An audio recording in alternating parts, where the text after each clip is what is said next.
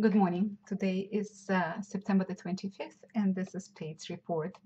And we've heard Senator Cruz speak for 20 hours.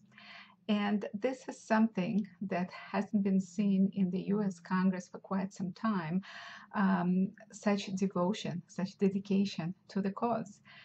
Senator Cruz has promised his constituents to defund Obamacare, and he is doing just that. He's putting a true effort. On the other hand, we do have congressmen like Senator McCain and Senate Minority Leader Mitch McConnell and Senate Minority Whip John Cornyn, who are talking the talk but not walking the walk. What they are doing, they're simply defrauding the nation. They are stating that they will vote with Harry Reid for closure, meaning to close the discussion on this issue and give Harry Reid an opportunity to strip Obamacare of strip Obamacare provision or defunding Obamacare from continuing resolution and sending to the House a totally meaningful continuing resolution that gives Barack Obama opportunity to just spend till no end until we are in bankruptcy, just like Detroit and Flint, Michigan, and Oakland and San Bernardino in California went into bankruptcy. The same thing is going to happen to this whole nation. We have seen recently in Europe and in New Zealand, the government dipping into accounts of citizens, their retirement accounts and bank accounts, for bailing out the banks after all the schemes that were pulled by the banks. And basically, they are repeating what was done on Cyprus.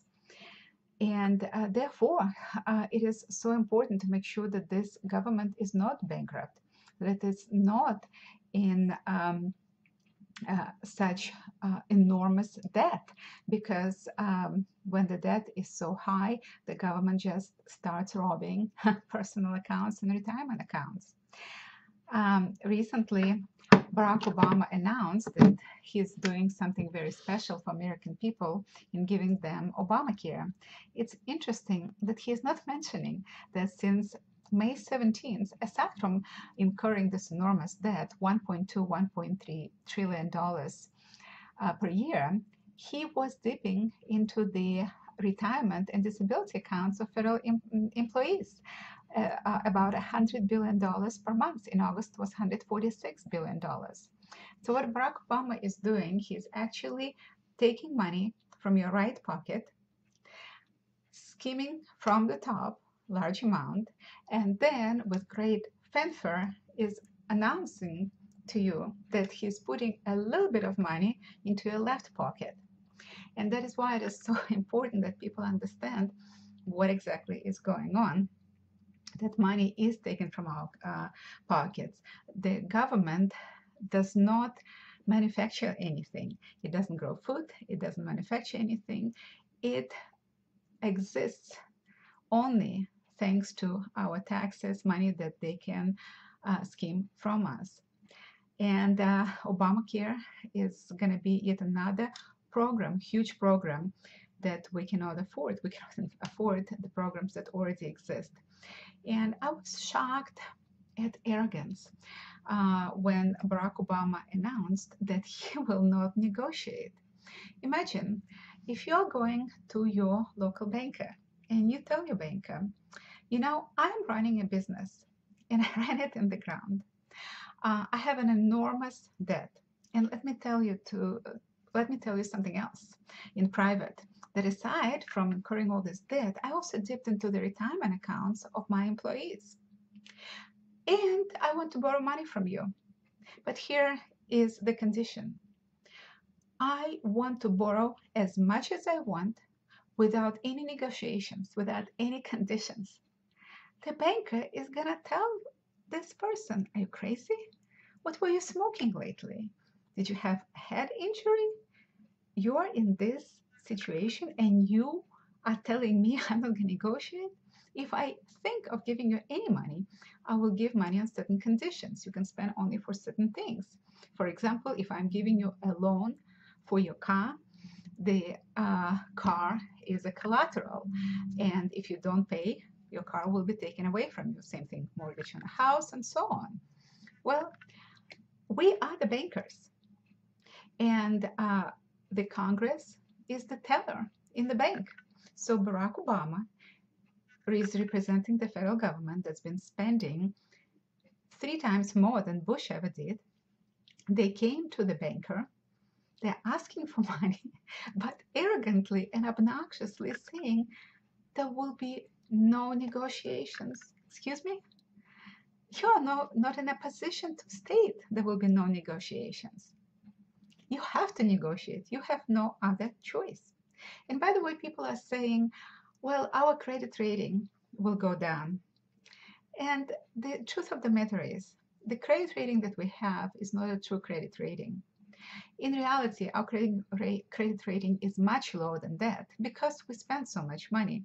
As a matter of fact, David Stockman, who was, I believe, the chair of the Budget Commission for Reagan, appeared on Fox and stated that, you know, if the credit rating will go down, it will reveal our true credit rating, where we stand in regards to our debt.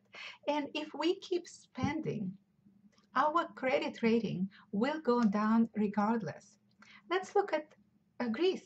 Greece does not have House Republicans to blame, and their credit rating went down.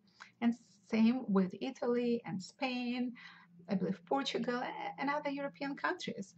So as the country incurs more and more debt, particularly if the debt is very high in relation to the GDP, to the gross domestic product, rating inevitably goes down, and it will go down.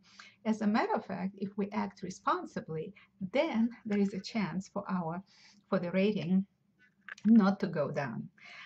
Yesterday, I tried to call Senator Cornyn and Senator McConnell, and they're just running from American people. When you call McConnell's office, you can't even leave a message. Both in his Kentucky office and Washington, D.C. office, the response is that the machine is full. People called, the machine is full, they're not checking messages, they're not responding. He's running away because he knows that he's in the wrong.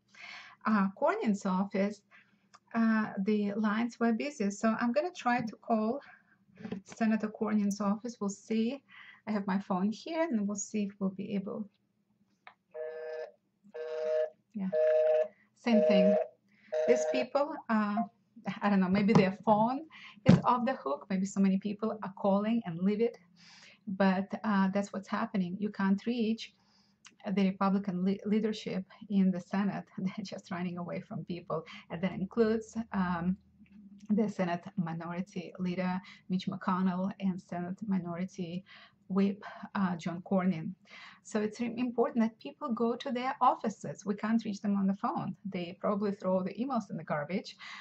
They don't respond to people. Their actions do not reflect the views of the people.